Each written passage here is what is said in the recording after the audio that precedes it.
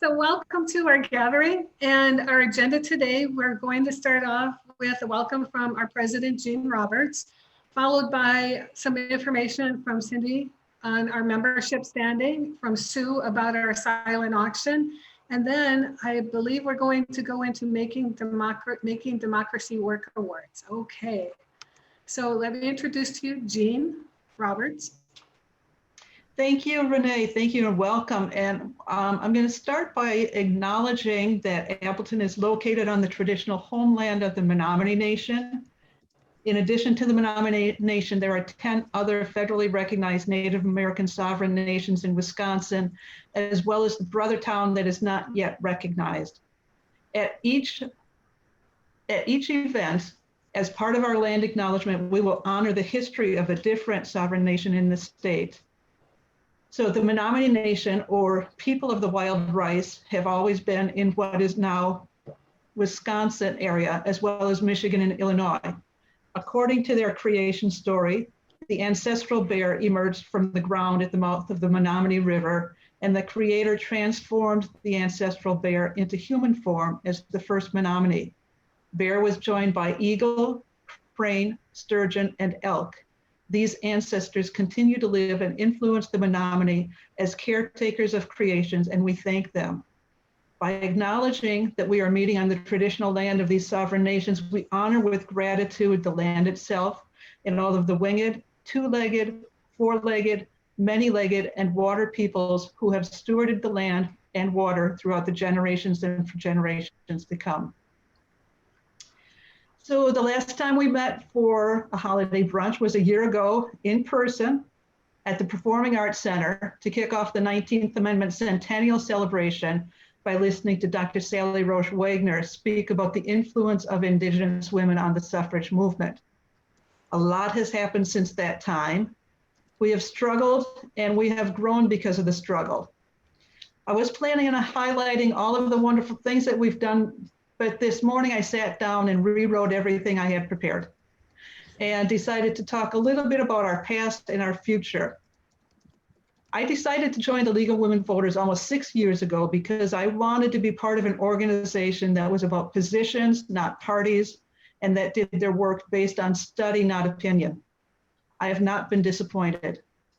The mission of the League of Women Voters is to empower voters and defend democracy. And over our 100-year history, we have done a very good job at times.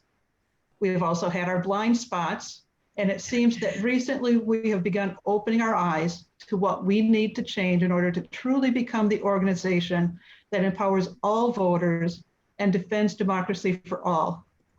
At the League National Convention, a resolution was passed lifting the concepts of diversity, equity, and inclusion to be as central to the League of Women Voters as nonpartisanship.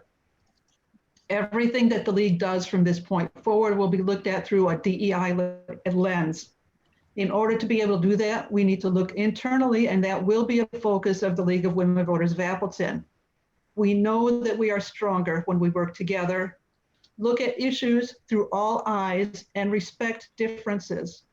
Our future is embodied by two young women who have agreed to join us today to talk briefly about their work. These two high school seniors have differing political views, yet they have worked closely together to help their peers understand the power of an educated vote and the importance of democracy in our country. Our future is with people like Grace and Elena, who care for each other, their peers, and their country enough to work together for a common goal, and we are grateful to them. And you'll get to meet them later this morning and see a little bit of their work. This morning, you'll also be able to hear Matthew Rothschild speak about a nonpartisan policy that has been a position for the League since 1970, in spite of resistance from both parties. And I suppose that might be the different definition of nonpartisanship. In fact, in 1980, a member of the Democratic Party filed a complaint against the League of Women Voters, indicating that, quote, the Wisconsin League of Women Voters allowed itself to be used for partisan political purposes by the Republican Party. The League was the most destructive element in a rational legislative process, forcing redistricting into the courts. As you might have guessed, the party in power was different in 1980 than it is now, while the League position has remained the same. And this is the power of the League of Women Voters. Positions, not parties or candidates. We are nearing the completion of our current two-year study on preparing for the local effects of climate change, and I want to thank all of the members of the study committee for their work. In January, we'll be holding our first virtual Lively Issues program, at which time we will discuss what issues members think the League needs to either study for position or provide educational programs on.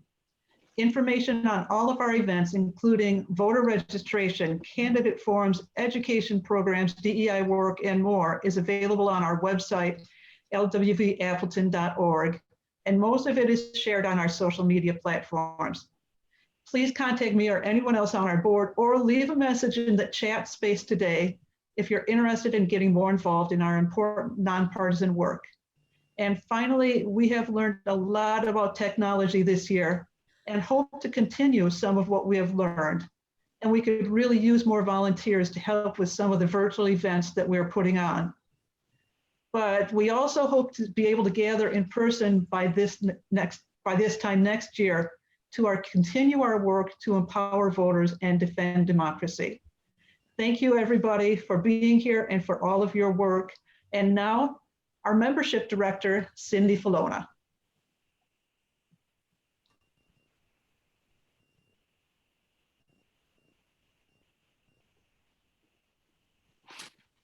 Cindy, you're muted.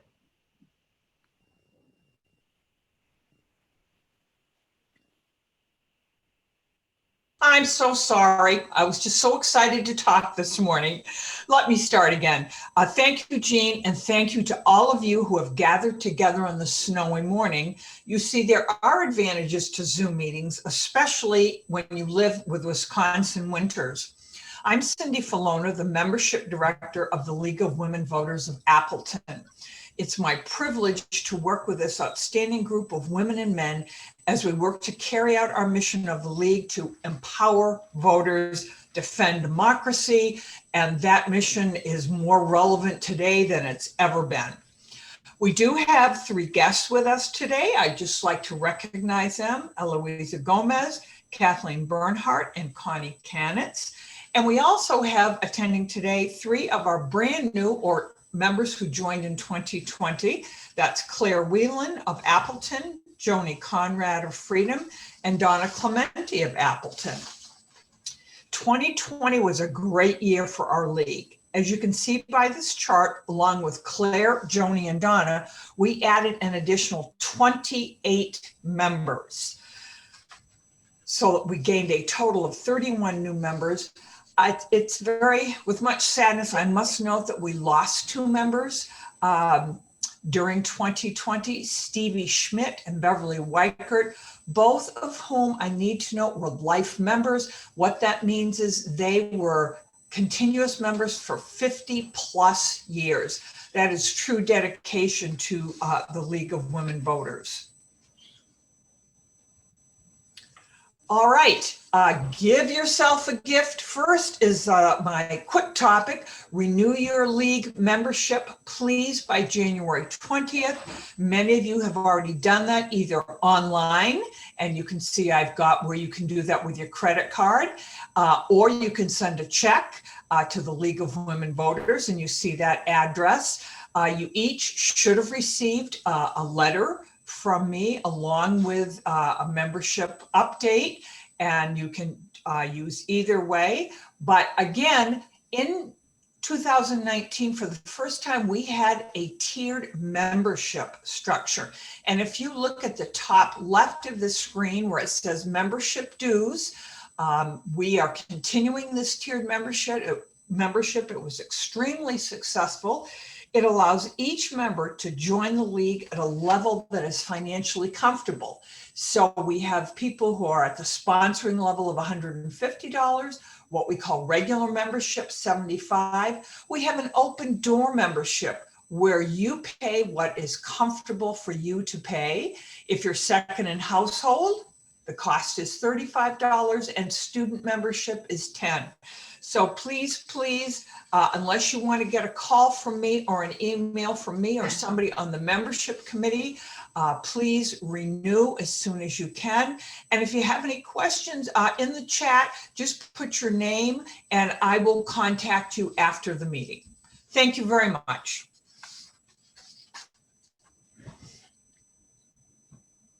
Hi, good morning. I'm Sue Hoffensberger. I'm the fundraising director, and oh my gosh, our first virtual auction closed last night at 9:30 p.m. And by all accounts, it was a huge success. And I wanted to shout out a thank you to all our donors and our auction bidders,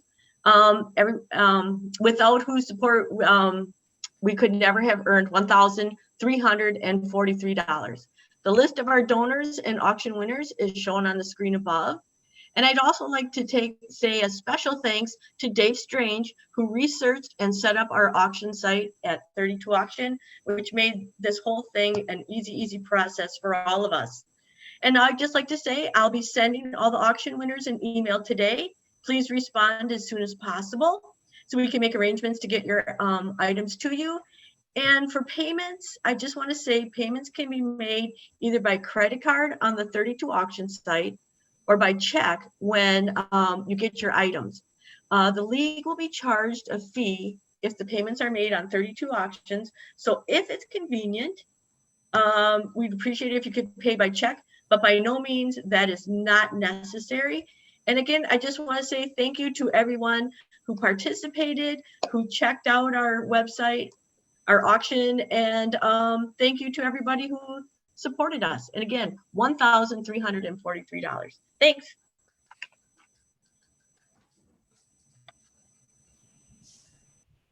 So be sure to contact Sue to figure out how we're going to arrange for you to pick up your items. This is wonderful. And we all need to right now thank Barb Kelly for making today's program happen with our technology. So I wanted to make sure to give Barb a shout out before we continue. Jackie. Good morning. My name is Jackie Klimaszewski. I'm a member of the League of Women Voters and a director of voter education and turnout. This morning, I have the pleasure of announcing the Making Democracy Work Award. We've done this a little bit differently this year, as we've done a lot of things differently this year. Hopefully next year we'll go back to our procedures that we've had before. But this year, the board decided to award this to the Appleton Area School District Student Marketing Team, the whole program. And I want to welcome Judy Baseman here, the superintendent of the Appleton Area School District. Further, this team is led by Cindy Pavelski. She is the internship facilitator and coach and originator of the program. She is going to be accepting the award on behalf of the Appleton Area School District Student Marketing Team. And since this is her baby, here's a bit about Cindy. And the slide that is up here indicates some of her background. It has been her mission to engage young people and help them make connections in the community, to help them find their passions and contribute. You can look through this and see all of the community contributions that she has made, the connections with the community and education and the youth of our community. And you can see that she's also been recognized by the city's Chamber of Commerce Excellence in Education Shining Star Award. I want to just read a quote to you from one of this year's interns in that program, and that is Elena Anderson, about the value of the program under Ms. Pavelski's leadership. The Appleton Area School District Marketing Team has given me the opportunity to pursue what I am passionate about with real life experiences. Not only is this something that I currently look forward to every day, but these experiences have helped me realize that this type of work I want to turn into a career. While all the interns are very self-sufficient and work one-on-one with their clients, we would not be able to accomplish what we do without the immense support of our advisor, Mrs. Pavelski. Mrs. Pavelski has taught us so much more than how to be a productive intern. She goes above and beyond to ensure that her students are working to the best of their abilities towards something that they are truly passionate about. She wants us to succeed even more than we do ourselves, and her hard work and efforts show that every day. The AASD student marketing team and Mrs. Pavelski have shown me the value of hard work and finding my passion. This is, Cindy is with us today. And so Cindy, please accept the Making Democracy Work Award on behalf of the Appleton Area School District Student Marketing Team. This award is in the form of a handcrafted, beautifully crafted stained glass plaque. This was designed specifically for the AASD Student Marketing Program by Christy Meyer of Studio K, stained glass. And you can see in there the portions of your logo and some of the things, the techniques that you use to promote marketing. Cindy, do you have any remarks for us? Yes, I have the biggest smile on my face and I'm like swallowing a whole bunch, so I fight back tears because Jacqueline, what you said to introduce me was very heartfelt, and the words that I heard from Elena, one of my interns, also just keeps reminding me of the important work that educators have to put forth every day, and it's comments like you made, Jacqueline, that just warm my heart, and I appreciate so much all the kind words during that introduction. And Christy K, Jacqueline, was that the right? It was Christy Meyer of Studio K, stained glass. Oh my gosh, I can't wait to see it in person. Just looking at it on screen, it absolutely amazing. And I know that Grace and Elena will help me find a very special place for that, where many interns for many years are going to be inspired by the beauty of that gift. So thank you so very much.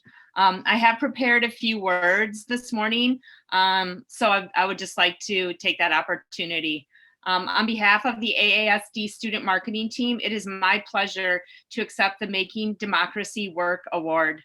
I would first like to thank Jacqueline Klemicheski for reaching out to the Student Marketing Team over 4 years ago with a vision for how teenagers from the Appleton Area School District Student Marketing Team could engage with promoting the idea of voting. Jacqueline, thank you for engaging with the interns and for leading them to promotional ideas that worked for the league. Your leadership and organized project management skills helped to bring awareness about voting into our AASD high schools with great success. Secondly, I would like to thank the Appleton League of Women Voters. The work that you do is critical to our democracy, and I appreciate the effort that the League has dedicated to working with the student marketing team. Over the past 4 years, students have been able to apply their marketing skills to a variety of projects, including developing voter incentives, informational booths at school registrations, pop socket creations, social media development, and then this year guiding Elena and Grace through their work with Voice Your Vote. It is evident that this organization understands the importance of mentoring our youth. Thank you, League of Women Voters, for your mentorship and support of the student marketing team. Thank you, Cindy. And now you've gotten a little bit of a taste of what the student marketing team does. I want to take you a little bit deeper into that to showcase some of the things that Cindy referred to in the last 4 years that we've been working with them. So here is the mission of the student marketing team. And it's all about making the connections from the academic knowledge to real world projects. And that youthful thinking and creative expertise is really what we tuned into. And we're gratified to see in the work that we have done all 4 years with the student marketing team. The goal has been ways to promote voting with our younger citizens. And here are all of the services that the student marketing team has offered. I'm going to focus a little bit on that passion project because that's what the League has, that's what it's been about in the connection between the League of Women Voters and the student marketing team. And I really have to thank Cindy. She has been critical in matching us with students who have that interest in voting and citizen participation in government to take us on as their passion project. Here are some of the previous examples. Those oh so popular pop sockets that were developed. There were 19th Amendment labels that were developed last year, and a whole variety of stickers to engage students with a variety of issues. And I think our president turned some of these labels into buttons that were available at some of the events that we have held. So this year, the project, it was Voice Your Vote, and we worked with Grace Demetrician and Elena Anderson on this project, and I am excited to introduce them to you. Here is Grace's bio. You can read through this. I think it's important to note in here that there are lots of passion projects and a lot of passion for serving her community that we are able to channel and turn into work with our organization. And I think her parents are very proud of her. They are both here. And Elena Anderson is also a senior at Appleton North. This is her bio. I know there's a lot of words here, and rather than, I'll let you read them. This information will be given for inclusion into our newsletter, so you can see these as well in a less formal manner. And Brett Dunn is also a senior. He is the young man who has helped the two young women take the videos, the interviews that they did, and do the editing into the program that you're going to be seeing. Okay, I'm hoping this works. It would be awesome if we could introduce Voice Your Vote and then the Integrity Project before we. That would be. Can we do that? We're going to let Grace and Elena introduce the Integrity Project at this point. I'm Elena Anderson. And I'm Grace Demetrician. Together, we founded the Voice Your Vote campaign to help educate others. Stop. Let me stop sharing. There we go. Okay, well, first, I just wanted to thank you all for allowing us to be here. We are so happy to be working with the League of Women Voters and just to share with you all what we've been working on this past school year. So Grace and I started the Voice Your Vote campaign as a nonpartisan campaign this September. We have been extremely interested in political issues and the way our government works. And even though we are on different sides of the political spectrum, we wanted to come together and help contribute to the voting efforts in the middle of this 2020 election. The Voice Your Vote campaign was founded to help educate our peers and other young adults on the importance and process of voting. While the 2020 election has been a major focus for the campaign, Grace and I will continue to educate and urge others to vote in local elections in the spring. The right to vote is a civic duty that many young Americans aren't fulfilling. We want to do our part to help fix that problem through Voice Your Vote. The current state of our nation has inspired us to instill trust in the election process at the local level.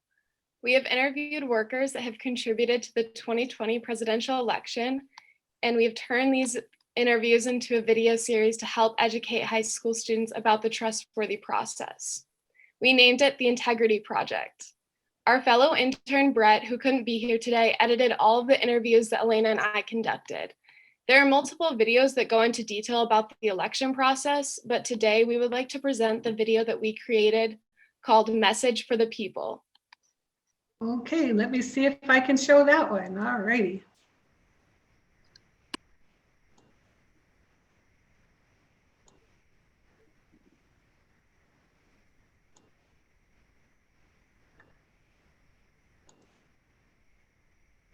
I'm Elena Anderson. And I'm Grace Demetrician. Together, we founded the Voice Your Vote campaign to help educate others on the importance and process of voting.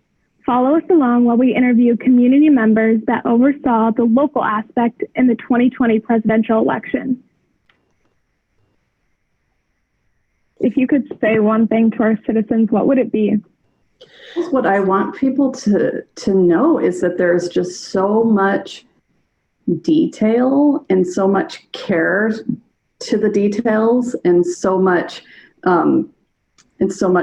integrity in the process, that it is designed with integrity, that they're very much designed so shouldn't be any doubt that what we're doing is secure and fair. There's just so much detail that I don't think a lot of people understand. Like even my role as a poll worker, my role is just on election day, and there is so much more work that is done before the election and after the election. There's so much that is done that even I don't grasp. Like, there's just so much detail and care in this process. I would say thank you to a lot of our citizens, because they stepped up to help with the voting process, and majority of them were all very pleasant, and if they had questions or concerns, they just sought information versus pointing fingers or making allegations. But to know that, I take my job seriously. I wouldn't be doing this it's been 10 years now that I've been doing this, if it wasn't something that I took seriously and that I believed in. So democracy works well when citizens are participating and engaged in the election process. Check multiple trusted sources for accurate information on candidates as well as on election. All eligible voters, please vote in all elections. Local elections are just as important as national contests. Locally, you can actually call a local candidate and find out about them. So I mean, you're even closer with the local elections. Become involved as either an election worker or participate as an election observer. Become involved in a political campaign or run for office. Be an active citizen in elections. Your involvement empowers you to be an influence.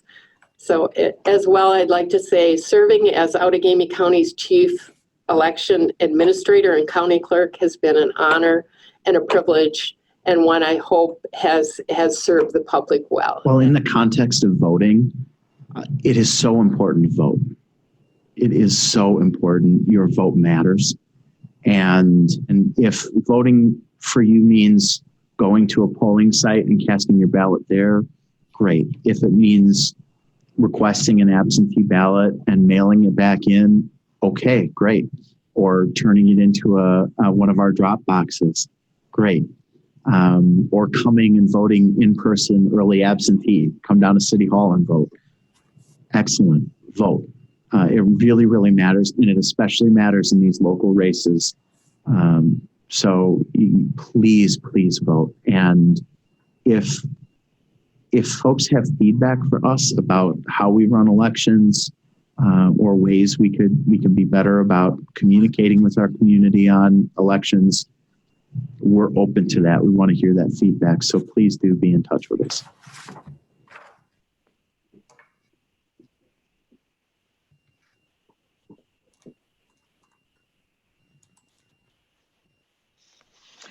Awesome. Let's give them a hand, a virtual hand here. Thank you so much, Grace and Elena. Please stay with us a little bit longer because we have a surprise for you. And we'll bring up the slides. The Making Democracy Youth Award is given this year to two exceptional young women who are a part of the Appleton Area School District Student Marketing Program. Yes, you guessed it. Grace and Elena Anderson. You have seen examples of their work, and I'm sure you agree that they are go-getters and great role models for all of us. Jean, Brian, and I can't say enough good things about their knowledge of marketing, their organization, planning, and follow-through. As Mrs. Pavelski says, when I think of Elena and Grace, 3 words come to mind: grit, grace, and gratitude. Elena and Grace do not give up. They face life and set goals to achieve their dreams. When the going gets tough, these 2 ladies get going. They may not always agree with each other. However, they both showcase gratitude to the other and remain focused and positive with the important work they do together. Elena and Grace are gentle with each other and yet still maintain very high expectations for themselves and their community client work. They allow the other to make mistakes, and they both make it a priority to encourage and guide the other when plans call for change or rigor. In my 26 years of teaching, I have had very few students who engage at the professional level of community involvement, as well as Grace and Elena continue to do. They are most deserving of this very special award. And here's what the award says, in case it's a little difficult to read on the screen. In recognition of exemplary citizenship in her community to promote voting and provide voter education through the Voice Your Vote social media campaign. Along with her partner, Elena and Grace designed, produced, and distributed a unique and engaging mix of media to their peers, describing the basic voting process and highlighting the efforts of the dedicated local citizens who conduct and ensure our elections are free, fair, and secure. Through her efforts, Grace and Elena serve as inspiration and provide testimony to the value of the mission of the League of Women Voters. So, Grace and Elena, did you see this coming? No, not at all. I just want to say thank you so much. We are so grateful to have you as a teacher, Ms. Pavelski, an advisor, and have a group of women and Brian work with us like on a weekly basis. I'm smiling so hard because I'm just so grateful to have this opportunity to work with Elena. We work so well together, and I'm so happy to work with her on something that matters so much to us, and I know that matters to you guys. So thank you so much. I did not see this coming. Elena, Yeah, how about you? Did you? Grace took the words out of my mouth. Thank you so much. We are so fortunate to be in the position we are with League of Women Voters and to have Mrs. Pavelski. So Grace pretty much said it all, but thank you so much. So let me follow up by saying that we're going to be mailing these certificates to each of you along with a check for $200. I know that you're on your way to a 4-year education of some sort, so I'm sure you can put that to good use. Will also be a letter of recommendation from our league president for your portfolio, which I know is important to students heading off into 4-year education.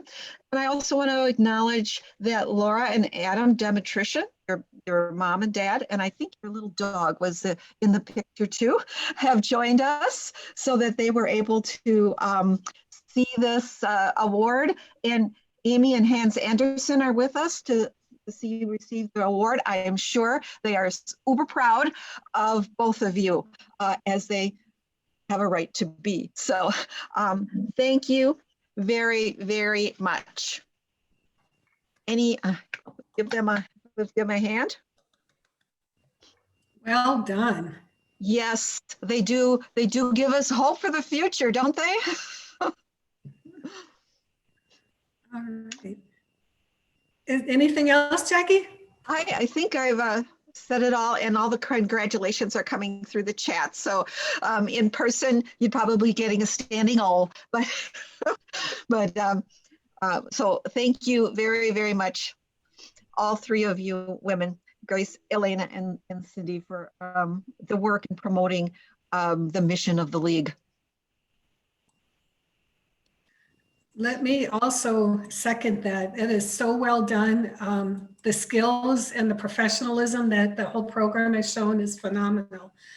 But at this time, let me introduce Penny Bernard Shaver, who has the honor of introducing our guest speaker today. Good morning. I'm very excited to be here, and thanks to the League for all their work on creating good government and strong democracy in our country. And I'm very excited to be able to introduce Matt Rothschild. I've known Matt for a number of years. I hate to say how many.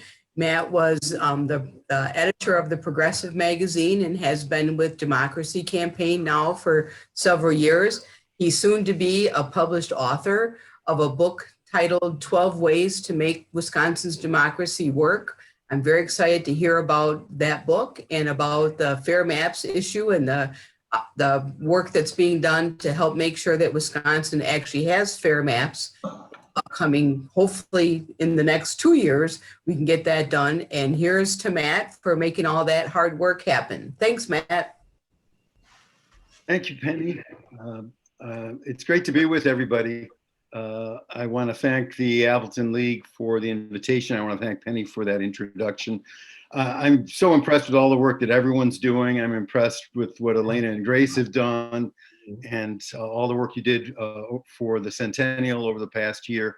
I do want to salute Pat Finder-Stone, who died a year and a half ago, who brought me to the Appleton League several times. And I think of her when I think of Appleton and the League. I'm a huge admirer of the work that the League does.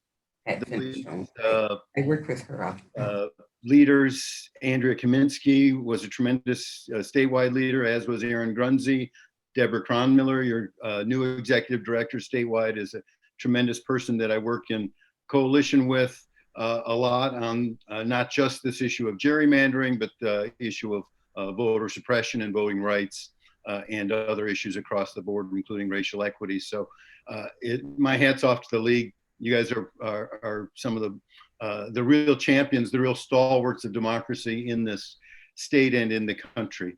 And before I dive into this issue of the day, redistricting, I'd be remiss if I didn't discuss what's been happening in this country and in this state, especially given Jean's highlighting of the two values of empowering voters and defending democracy, because our democracy has been under unprecedented assault over the last several weeks. We have seen something that we've never seen before, a president who refuses to pledge to have a peaceful transition of power, if you can believe that. A president who refuses to concede when the evidence is overwhelming that he has lost and perpetuates a myth about a fraud.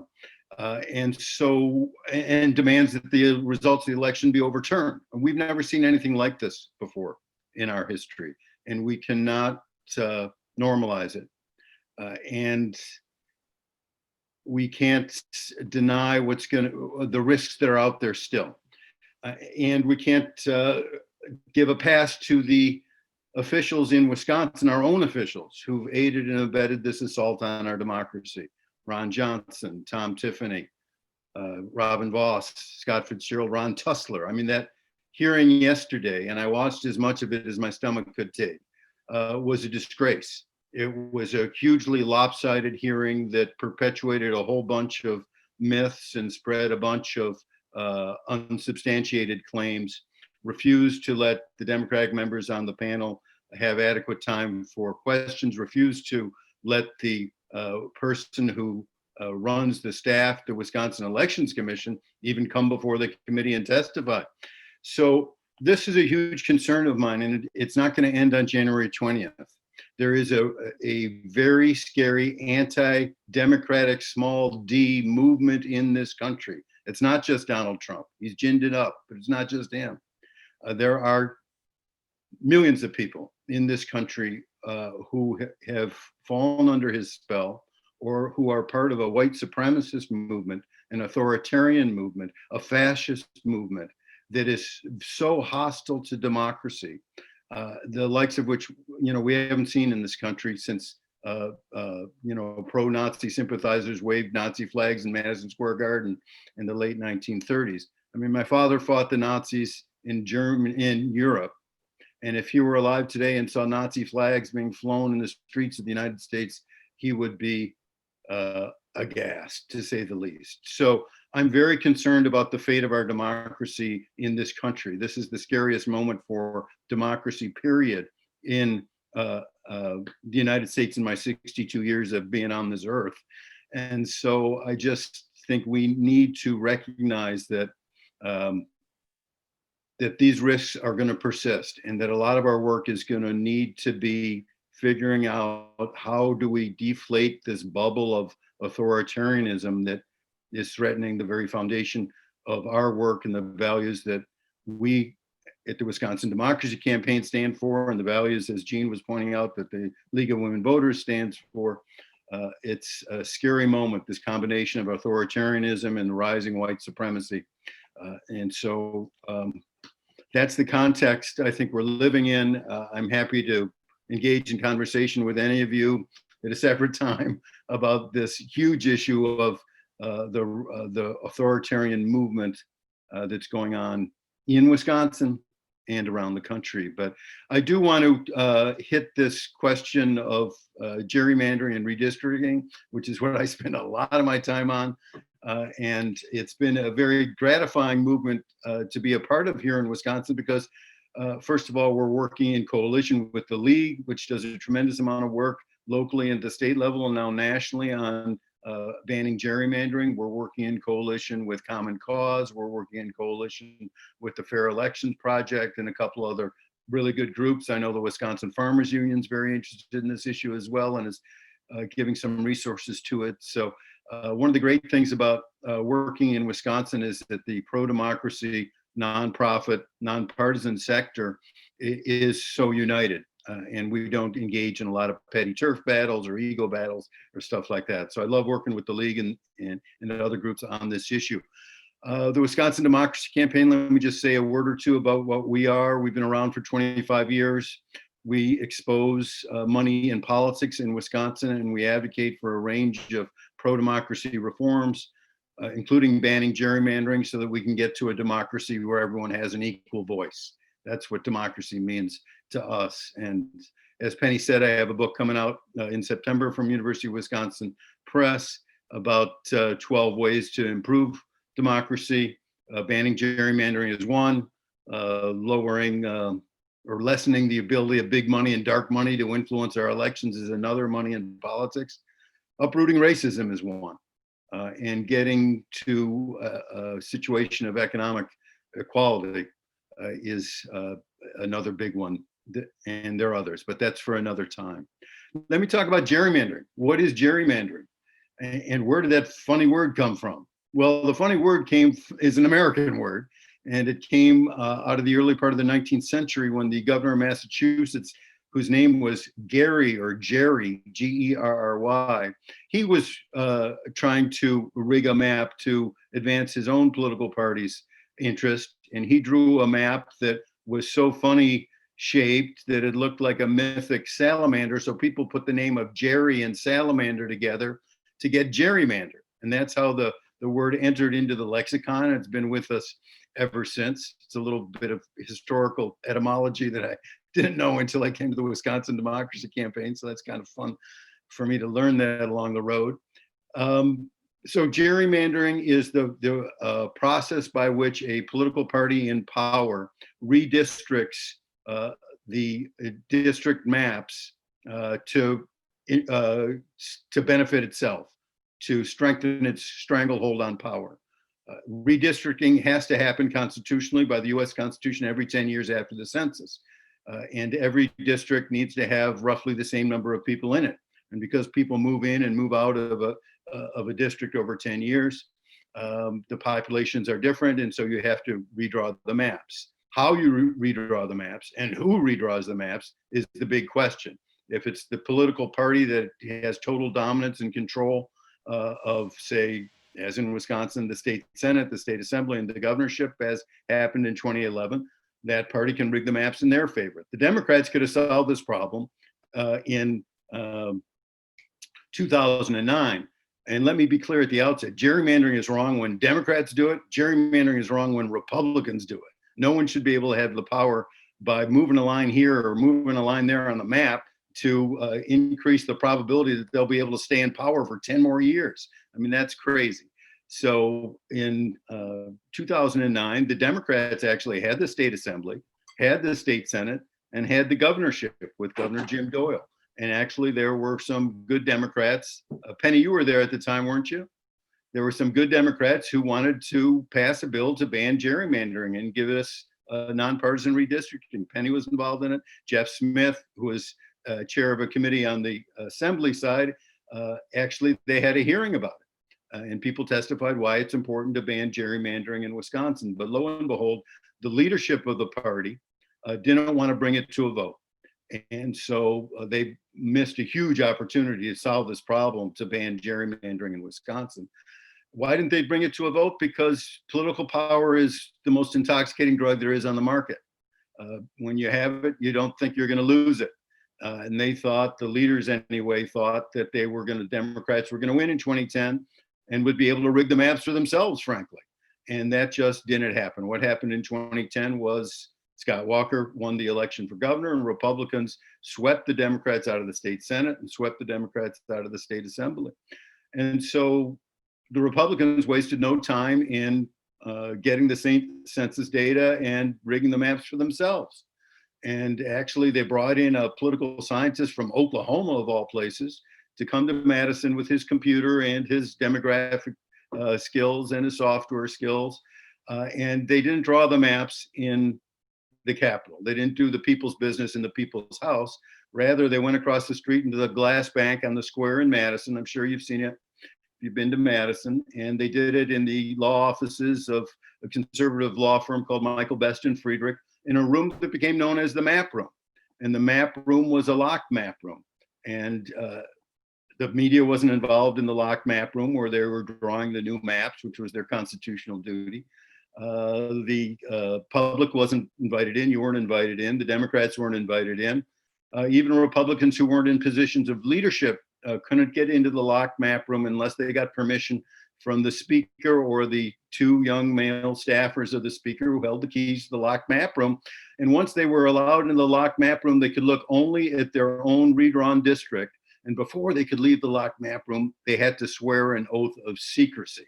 Now, that is not how the business of democracy is supposed to be conducted. That is 180 degrees from open and transparent government. And so that was a bad process. And we need to have a better process than that. We need to have a public and transparent process. What were they doing in the locked map room? Well, they were creating 9 incarnations of maps. Each map kept a couple things constant: the total number of voters who were going to vote, predicted to vote in the next elections, and their affiliations. They kept those constant, and all they did was move lines on the map. They had 9 incarnations of maps. Each successive map predicted, by moving lines more aggressively, that Republicans would gain more seats in the legislature, with everything else being held equal. And lo and behold, they knew exactly what they were doing. In 2018, for instance, Democrats statewide in assembly races won 54% of the votes, and Republicans got 63% of the seats. And that's some pretty good rigging if you can get away with it, and they got away with it. For a while there, it looked like they weren't going to get away with it because there was a lawsuit called the Whitford case that was filed in federal court here by a bunch of Democrats who were saying that their constitutional rights were infringed upon: their right to speech, their right to freedom of association, and under the 14th Amendment, equal protection under the law. 3 federal judges, including 2 who were appointed by Republicans in Madison, agreed and said this was one of the worst gerrymanders in modern American history, and that the plaintiffs had their constitutional rights violated. It went to the U.S. Supreme Court. The U.S. Supreme Court punted on a technicality and sent it back to the federal court in Madison to hear the case again. But before the federal court could hear the case again, the U.S. Supreme Court took on 2 other cases involving gerrymandering. And it was a great opportunity for the US Supreme Court to finally say that hyper-partisan gerrymandering is unconstitutional, like the judges said here. One case was so perfect because there was gerrymandering going on by Democrats and gerrymandering going on by Republicans. Maryland, there was a case against Democrats in Maryland who had totally rigged the maps to favor Democrats in Maryland. And then there was a case from North Carolina where Republicans had totally rigged the maps for Republicans. So the US Supreme Court heard a combination of those two cases. And I thought there was a good chance that they might rule to ban partisan gerrymandering. But what did Chief Justice Roberts, who cast the deciding vote, do instead? Well, on the one hand, he recognized, and this was a direct quote, that hyperpartisan gerrymandering is incompatible with democratic principles. But then on the other hand, he said, and this isn't a direct quote, go away, don't ever come back. I don't want to hear from you again. In fact, no federal judge should be able to decide these court cases on hyperpartisan gerrymandering. It's non-justiciable. It's beyond the reach of the judiciary. This is a political issue that should be resolved at the state level, he said, even though he recognized that it was incompatible with democratic principles, which was kind of outrageous that as Chief Justice of the US Supreme Court, seeing democratic principles violated, didn't do anything about it. So he sent it back to the states. And so it creates a kind of a chicken and egg problem in states like ours, where the political party that's in power has already rigged the maps. How are you going to fix things? And what exactly is the hardship or the harm of gerrymandering, other than it's rigged for one political party and is unfair? The problem is that it leads to uncompetitive districts, so that elected officials or candidates don't have to listen to a huge chunk of the population because it's a safe district. It leads to hyperpartisanship and a loss of just basic common courtesy. In Madison, I've been to hearings where one side has so much power, the people running the meetings, just like happened yesterday, are incredibly rude, not only to the public and to witnesses who want to testify against something that the dominant party, holds true or believes in strongly, but they're rude to the minority members of their own legislature. The lack of common decency is apparent when you're at those panels. Fundamentally, what gerrymandering does is it makes the voice of the people not matter. The people don't get what they want because the legislators don't have to listen to what the people want. So one of the reasons why, 83% of the public wants increased spending on Medicaid, or over 80% of the public wants the legalization of medical marijuana. We're not getting it. We're not getting it largely in part because of gerrymandering, also in part because of money in politics. So those are problems, real fundamental problems of gerrymandering, which is antithetical to democracy and to fair play. And I think a lot of Wisconsinites still today want a fair, level playing field and don't want people to fix the rules of the game. And for people who are athletic, like Elena and Grace, I see are athletes. I mean, you want a fair game and a fair referee, and gerrymandering takes that away. So that's what's bad about gerrymandering. And so let me just bring it forward. What's likely to happen? We've had the census, or the census is just about done. The Census Bureau is going to deliver data sometime in the spring or early summer to legislators across the country. And here in Wisconsin, it is likely that the legislature, dominated by Republicans, is going to try to rig the maps again. And they're going to rig the maps, and one of a couple things are going to happen. They may try and end around Governor Evers. The governor has a legal right under Wisconsin law and Supreme Court rulings to veto or sign a map that's presented to him or to her. They may try to get around that by passing a joint resolution, which is something that the Assembly and the Senate can do, and that doesn't go to the governor's desk for a veto or a signature. They could then send it to the Wisconsin Supreme Court and hope that their conservative majority there would rubber stamp it. But the problem they have is that the conservative 4-3 majority is not a rubber stamp anymore, because Justice Hagedorn, surprisingly to many people, has turned out to be an independent justice, a swing vote who is not in lockstep with whatever Voss and Fitzgerald want him to do. And so that's refreshing to have a justice who isn't hyper-partisan.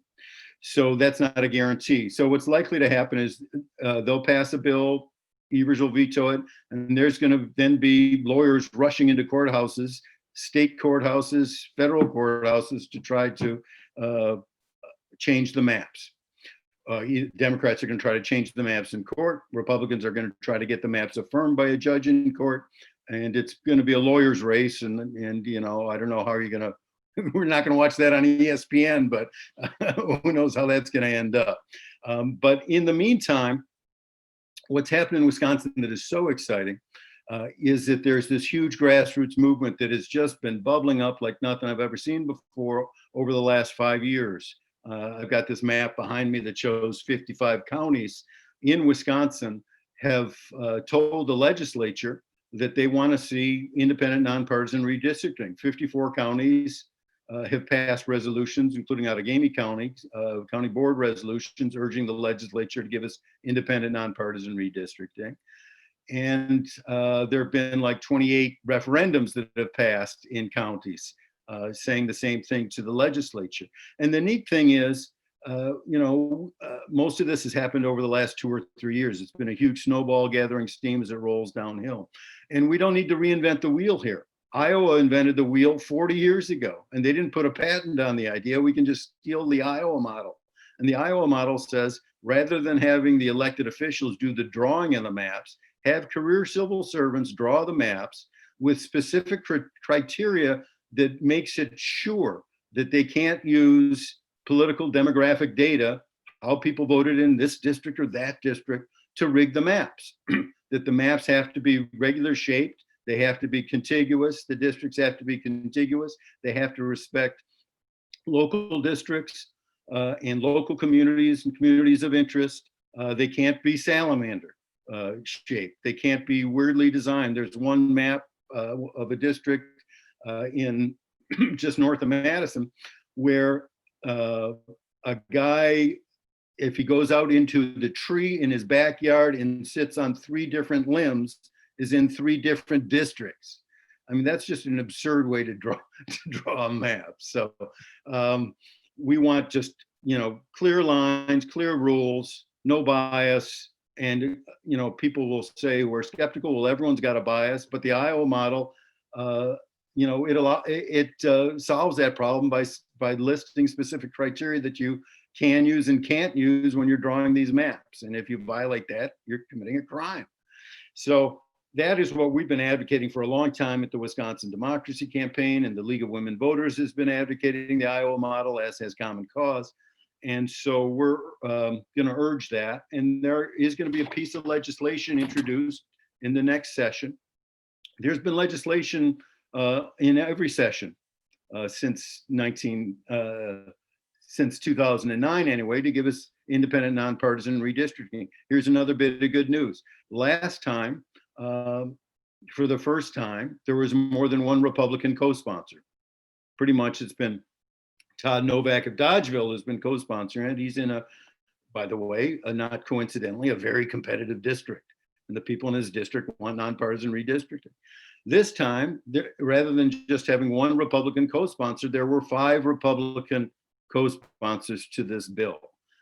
And one, Jeff Mursaw, further north than you are, I think, was one of the co-sponsors. And he came on in a very interesting way because he was doing weekly Facebook polls of his constituents. He'd send out a question to his constituents, ask them how they felt on, increased spending for education or legalizing marijuana or whatever the issue is. One week, he sent out a poll question on independent, nonpartisan redistricting.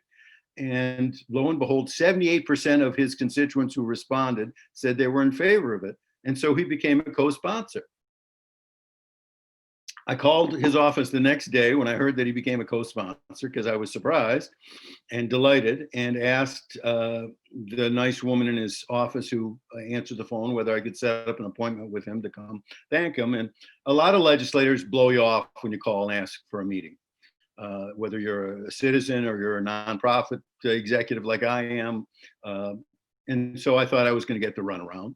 Instead, this nice woman said, well, what do you want to talk to him about? I said, well, I'd like to talk to him about his courageous vote on banning nonpartisan, on banning gerrymandering and giving us independent nonpartisan redistricting. And she said, well, no need to set up an appointment. He's right here. Why don't you talk to him right now? And handed the phone to the legislator. And I just talked to him for a couple minutes and thanked him.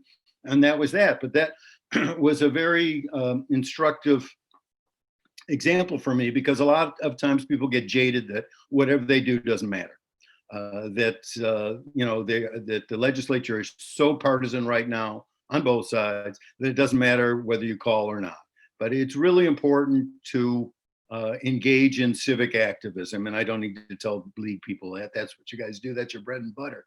But here it worked well, and so let me just give you a couple things that we're urging people to do in this next year or so. The effort to ban gerrymandering is not going to happen, is not likely to succeed overnight. It may not succeed until 2024, but there are things we can do in between and constantly. I mean, I want this whole map behind me to turn purple. The purple is counties that have passed county board resolutions, and the deep purple are counties that have passed resolutions and referendums, and the referendums always pass by very large margins. So the one thing we can do when Senator Jeff Smith is going to introduce new legislation in January to give us independent nonpartisan redistricting, we can urge all of our legislators to sign on, become co-sponsors of that bill. And then we can urge legislators, especially Republican legislators, not to vote for any map that is rigged, that is drawn with a bad process like last time, and with just designs, hyper-partisan designs to push as many Democrats into as few districts as possible, for instance, which is one of the techniques, and thereby giving Republicans majority and a bigger majority in more districts. Just let's have a fair process, fair rules. Don't vote for a rigged map. And a thing we can do at the local level is urge our city council and county boards to write the legislature and urge them to start the map process with the local district lines, rather than redrawing things from the top down, which was an unprecedented way that they did it last time around. Respect local districts. And then the People's Maps Commission is going to come out with a fair, what they consider to be a fair map. Now, the People's Maps Commission is this entity that Governor Evers, to his credit, brought into being, and there are 9 commissioners on it. They've held hearings, including one in your district. I think on October 1st, they held a public hearing. They're going around the state getting public input, which is a great democratic process, small d, to get the input of people of the state about what they want as far as a fair map goes, or a process for drawing maps. So it's likely they're going to get hold of this census data too, the People's Maps Commission. They're going to try to draw maps that are fair, and then we'll be able to compare the maps that are done in the legislature with the People's Maps Commission, and there should be a good visual comparison there to make, contrast to make, and we in our public education efforts can say, look, here's the map that was drawn that's rigged in favor of the Republicans. Here's a map that was drawn in a nonpartisan way. You can see for yourself which one is better, and let's have the legislature adopt the People's Maps Commission map. Now, I'm not naive. That's probably not going to be adopted by the legislature, but it is good public education. We need to keep doing public education. And then in the next elections, and every time there's an election, we need to increase the pressure on every person in elective office and every candidate running for elective office to come around to supporting this issue of independent nonpartisan redistricting. And if they don't support it, you have to tell them, that you're not going to vote for them. That's a language they understand. And so I am hopeful that this pressure campaign from the grassroots is going to have an effect that so much so that whoever is running at some point in the next 2 or 4 years is going to have to come around and say, yes, you're right. Let's just have a fair and level playing field here, and let's ban gerrymandering once and for all. We can't solve it here at the state level. A lot of other states have solved it. Michigan solved it by referendum. We don't have the power of binding referendum in our state. We got to do it legislatively. We could try to amend the Constitution, and then we'd be able to vote on referendum, but it still has got to go through the legislature first. It's a very exciting grassroots movement that's going on in Wisconsin. It gives me some faith in the process. I mean, if I were the Republicans and was just, if I'm Robin Voss, at some point I'm going to say, all right, you guys win, because we'll be all right anyway, because a lot of Democrats packed themselves anyway into Madison and Milwaukee. And this is actually an argument the Republicans use. You'll hear it a lot. They say, well, the Democrats congregate in Dane County and Milwaukee County. Well, if that's true, then why in 2011 did the Republicans go to such great lengths outside of Dane County and Milwaukee County to try to fix lines on maps that helped them? I mean, Sheboygan was chopped in 2 or 3 ways. Marshfield was chopped in 2 or 3 ways. And so it's not just a problem that the Democrats create for themselves, but if they wanted to leave things the way they were and just left people in Dane County and Milwaukee County and thought that was advantageous enough for them on the Republican side, they could do that. But they want to move and fix lines all over the state. And so I think we should expect that to happen again and fight against it when it does. I do want to say that gerrymandering is just part of a pro-democracy agenda. Getting money out of politics is really important. Fighting racism, and I applaud the League for its new dedication to diversity, equity, and inclusion. That's crucial. Teddy Roosevelt said we can't have a real democracy unless we're approaching economic democracy. I think that's important. Justice Louis Brandeis said many years ago, we got to make a choice. We can have a democracy or we could have wealth concentrated in the hands of a few, but we can't have both. So we got to make a choice there too. We're going in the opposite direction on that one. So there are a lot of issues that concern us very much at the Wisconsin Democracy Campaign. And again, this rise of authoritarianism is one has just been petrifying me for the last 3 years, and especially the last 3 weeks. And let me give you a book to read on that question. It's called How Democracies Die.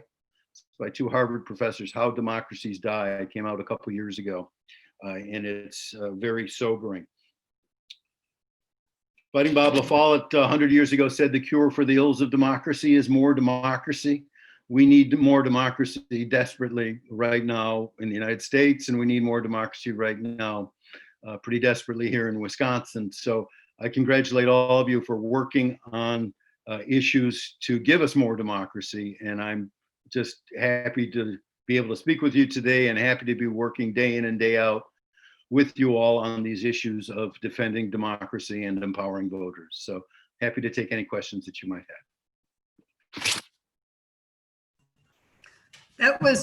That's a lot. Brian, you had a question. Yes. Hey, thanks, Matt. I remember Anthony Kennedy, former Supreme Court justice, with other cases that had come before the Supreme Court, had said, geez, just give me a method. I can't tell how much we've been gerrymandered, right? And then Whitford came along and they developed a very good and detailed method as to exactly how that was going to work. They presented their case in front of the Supreme Court, so they understood exactly how much gerrymandering was occurring in Wisconsin, and then kicked it back down to lower courts. Then they took up the Maryland court. I thought this was pretty darn sneaky. They took up the Maryland case and then said, oh, by the way, we cannot hear this anymore. There's no way to determine this, after he had just been presented in detail with a method of how to do that. So I found that really very hard to take. And I know it won't come in front of the Supreme Court again. He's closed the door. But the method that was used there was very detailed and very convincing as to the size and scope of the problem. And mathematically, not hard to understand. So I just wonder how much more can we put that in play, that methodology, and get that out there in front of people? What's the plan to use that? Well, Brian, you're right. There was a yardstick that the Whitford plaintiffs developed that would measure a degree of partisanship that was unconstitutional. And Justice Kennedy was, before he got off the court, was an ally of those of us who were fighting for banning gerrymandering. And when he got off the court, that was a blow. And I think Chief Justice Roberts was playing some crafty games there by sending it back to the lower court and knowing that there was a good chance that Kennedy was going to get off the court then, and then they were going to be able to just say, forget it, we're not going to deal with this. But I do think it's important to show that there are ways to measure gerrymandering, whether Republicans are doing it or Democrats, and that we ought to look back at that case at the US Supreme Court, not just Whitford, but the dissent and the decision in the Maryland and North Carolina case by Elena Kagan, Justice Kagan, was tremendous. She said that, basically the Wisconsin case didn't really need to be sent back to hear again, because everybody's rights were violated on a freedom of association claim. Because if you're a Democrat and Republicans are rigging the map against you, your ability to associate with fellow Democrats has been impaired and violated. So I think her dissent, just like Justice John Paul Stevens' dissent in the Citizens United case, will live on and will be the basis of a new decision by a Supreme Court down the road if there's a better composition on those courts. But that's a long, long game. Great, thank you so much. Linda, you have a question? Yes, I don't know how familiar people are with the recent petition to the Wisconsin Supreme Court to change the rules to bypass the lower courts for any gerrymandering case. And I just wondered if you had any thoughts or predictions on what might happen with that, Matt. Sure. This was a petition brought by Scott Jensen and the Wisconsin Institute for Law and Liberty. Scott Jensen is the former disgraced Speaker of the Assembly who was convicted of a crime of doing political campaigning on the people's time, the people's dime, back during the caucus scandal, 2001, I think it was. Wisconsin Institute for Law and Liberty is the right-wing law firm that has been a full employment practice for conservative lawyers over the last couple of years, because they've been filing lawsuits left and right. This lawsuit is about the process by which legal challenges will be heard in court.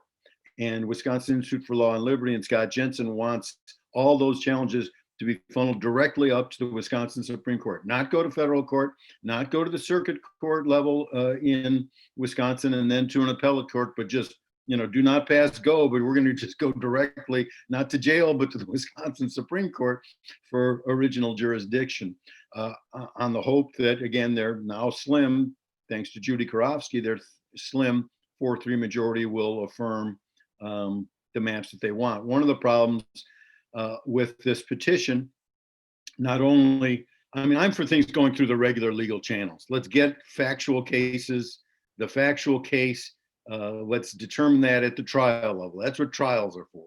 And then go to an appellate level, and then go to the Wisconsin Supreme Court if it wants to hear it, not just throw everything up straight to the Wisconsin Supreme Court, which is happening more and more. And I think that's a dangerous precedent. The other problem with the petition that annoys me, and I know it annoys the league, both of us submitted comments to this Wisconsin Supreme Court, is that the petition would preference the political parties to be able to testify as to the validity of the maps, but wouldn't allow for nonprofit groups or other outside groups necessarily to get involved. and our mission, is for fair maps.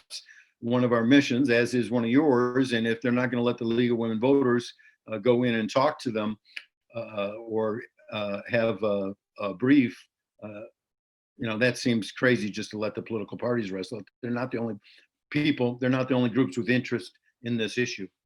I do want to recognize that the League of Women Voters, on an aside, on a tangent, has also been begging the Wisconsin Supreme Court to have better recusal rules on when judges and justices should recognize that there's a conflict of interest or an apparent conflict of interest and back off and not sit on a case.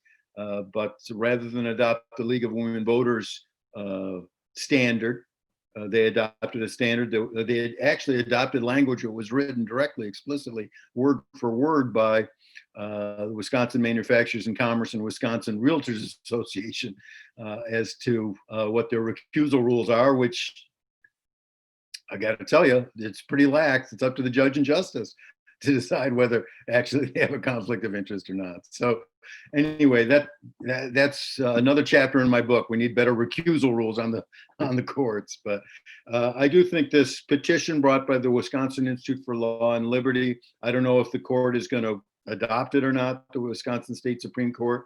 That will be a signal, I think, as to whether the Wisconsin Supreme Court will act as a rubber stamp on the new maps that are going to be drawn later this spring.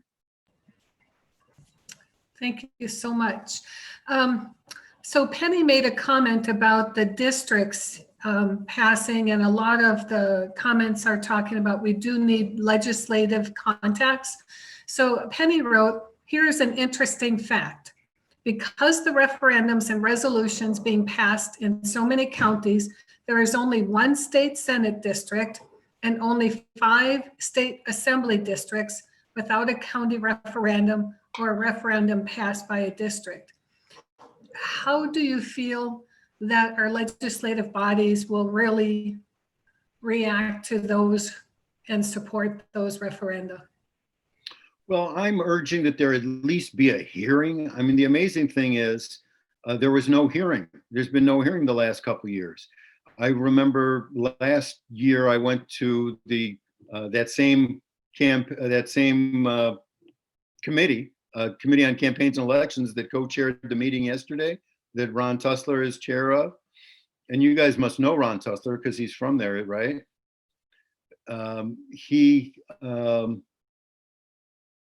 I went there. There was a ridiculous, benign, little meaningless bill that they were talking about rather than talking about issues on redistricting or money in politics. So I went in there and said, I got no problem with what this current bill is. I think it was that candidates who aren't elected officials who are not going to run for re-election need to tell the public they're not going to do it earlier than was currently required. It was just kind of one of those small things. A good thing, but a small thing. Anyway, I went in there to give a 2-minute testimony on saying, I'm Matt Rothschild from the Wisconsin Democracy Campaign. I agree with this bill. It seems to be perfectly sensible to me. But what I'd like to say in my remaining 90 seconds is that, why aren't we having a hearing on redistricting? Why aren't we having a hearing on money in politics? Why aren't we having a hearing on voter suppression? And before I could get 2 more sentences out, Ron Tussler said, you can't go on from there. And I said, well, look, I've been to a ton of hearings and I've seen people testify and wander all over hell's half acre for 5 minutes without being interrupted. Just give me my 90 seconds here. But I wasn't able to finish my testimony. But mostly I just wanted a hearing on nonpartisan redistricting. And when, as you're saying, and as Penny is saying, when we have 83% of the people of Wisconsin represented by counties now that have demonstrated that they want to see a nonpartisan independent redistricting and banning gerrymandering, why can't we at a minimum have a public hearing on it by our own elected officials? So I'm hoping that Chairman Tussler will give us a hearing. I'm not going to bet the farm on it. He did tell me at one point that he thought he would have a hearing, but that was before things got really heated over the last month. And I'm sure every Republican elected official is just getting a ton of emails and calls from this authoritarian base that Trump has ginned up. And so they're all scared. I think they're scared of the base at this point. So I don't know if they'll do anything that is. What worries me now is what we saw yesterday is going to lead to a lot of legislation introduced by Republicans in Wisconsin and around the country, actually, to roll back some of the voting rights gains that we've made, gains with absentee ballots. Maybe they'll take away same-day registration too, for that matter. But I think they're going to make it a lot harder for people to vote, and using these bogus fraud claims as a pretext to change the law in Wisconsin. So we're going to have a lot of work to do defensively on voter rights also, as well as trying to move the ball forward on gerrymandering in the next session. Great, thank you so much. Karen Nelson, you have a question? Yes, good morning all. Thank you, Matt, for this extremely educational presentation. I testified before the People's Commission along with Eric Holder, former AG. Unfortunately, and I said this, unfortunately, voter suppression and racial exclusion from civic participation is so American that to speak up makes some people question that person's patriotism. In 1857, yes, 1857, Frederick Douglass said that power concedes nothing without a fight. We're fighting at the grounds level, but how can we demand power-hungry politicians, regardless of party, compete on a level playing field when they won't even show up for a fair fight, as you just described from yesterday? Well, Karen, I mean, this is one of the critical issues that's concerning me. And I love that Frederick Douglass quote, by the way. People want the crops without the thunder and the lightning. I just love that quote. But this is the real dilemma. I think that a lot of us in the pro-democracy nonprofit sector need to wrap our heads around. How do we get legislators to listen to us? How do we beat back this white supremacist movement and this authoritarian movement that is moving together and growing here, or at least much more visible than ever before? And this is a real scary time for our democracy. I don't want to sugarcoat it at all. In fact, I was talking to a program officer at the Joyce Foundation just yesterday about, first we were talking about gerrymandering in Wisconsin and how could they help, but we also said, there's this big issue staring us in the face here that's not going to go away on January 20th. And that's why I think that's why I'm glad that the League is dedicating some work toward this issue of racial justice and racial equity. But we all need to figure out, hell, how do we talk to our neighbors who are flying Trump flags? And I have a neighbor, I live 10 miles south of Madison. And the thing that bugs me about it more than anything is I'm a bird watcher and they're bird watchers. They've got 10 feeders up and yet they're flying a Trump flag when Trump wants to get rid of the Arctic Wildlife Refuge, wants to get rid of the Migratory Bird Treaty. And, if you like birds, why are you for this guy? So, but, I got to figure out a way how to knock on their door and talk to them. But, this racism that is out there, combined with this sense that, America's losing its standing in the world, we got to make America great again, combined with, your life stinks and no one's done anything for your life, which is the pitch that Trump was making to people.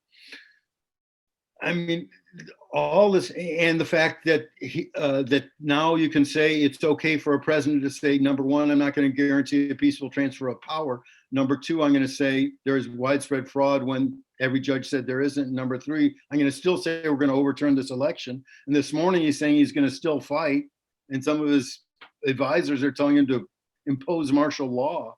I mean, one thing we need to do, assuming that Biden is sworn in on January 20th, is urge our legislature in Washington to try to fix this problem so a president can't destroy our democracy.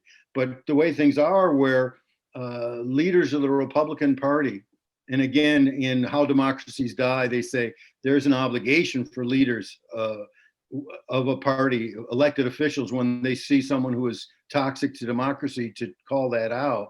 I mean, when we have people like Lindsey Graham and Mitch McConnell who are fronting for this guy and know better, they know in their heart of hearts that this guy is a psychotic narcissist and is really threatening the foundation and the pillars of our democracy. For those people to let this happen, that's how Germany went down fast. And I think we need to recognize that democracies are fragile, and we're at a really fragile point here. And our system of checks and balances, yes, the Supreme Court yesterday made a good decision. That doesn't mean we're out of the woods yet. And I think a lot of work has to be done by our elected officials. A lot of work has to be done citizen to citizen, and somehow find a way to lance this boil of authoritarianism that is threatening our democracy. And that's I don't write about that in my book because I was just writing about I was not thinking it was going to go from so bad to so worse, but it has gone from so bad to so worse here over the last since election day. I mean, I was always worried that Trump might not leave office. And, when I was giving speeches all across Wisconsin, I'd say that and people would think, well, he's off his rocker now because, no one's ever done that before. And that's not going to happen. But lo and behold, that's where we're at. So we're going to try and wrap this up.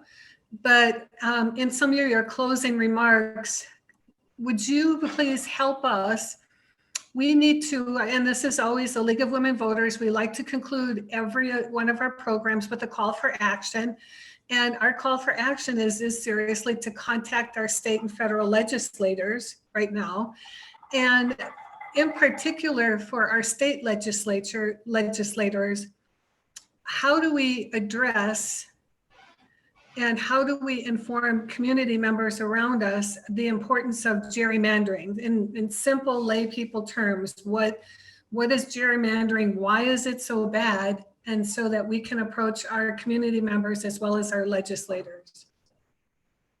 Sure. I mean, I think we should just tell our legislators and our community members we should have a level playing field and a fair process every 10 years when we're redrawing lines on a map to give us new districts as required by the Constitution. And no political party, whether it's Democrats or Republicans, should be able to rig a map to keep themselves in power for 10 more years.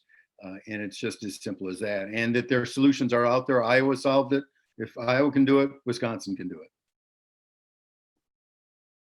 All right. Well, thank you so much for this information.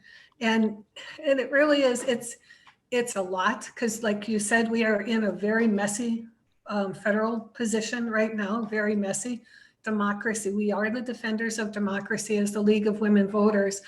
And the way we can defend democracy, everybody, is to contact your legislators, is to email them, write them little postcards, and let them know we need fair maps. We need them and we want them done in a nonpartisan way. All right. So any other comments you want to close with at all, Matt? No, just, my hat's off to all of you for doing all the great work that you're doing up in the Appleton area, and know that there are people all over the state, not only in league chapters, but in with other organizations that are doing a lot of great work, and that gives me hope. And there are a lot of younger people, a lot younger than I am, who are doing a lot of great work too. So that gives me hope as well. Great, thank you so much. We really appreciate that. My pleasure. Round of applause for Matt. Yay. Thank you.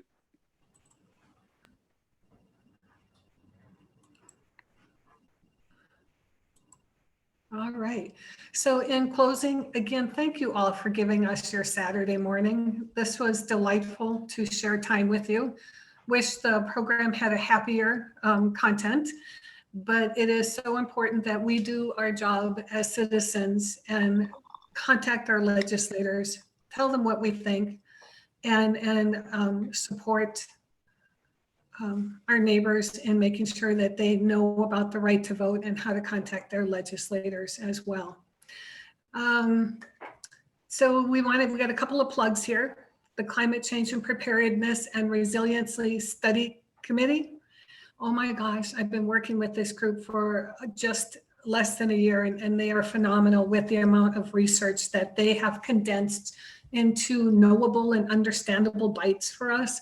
So please check out their educational videos. The next time we'll gather together is Saturday, January 23rd for Lively Issues. I'm calling upon you to help, please. If you're willing to help us out with lively issues, I could use some help. And you can send you either directly to me that you would like to help with lively issues, or you can contact the league.appleton@yahoo.com.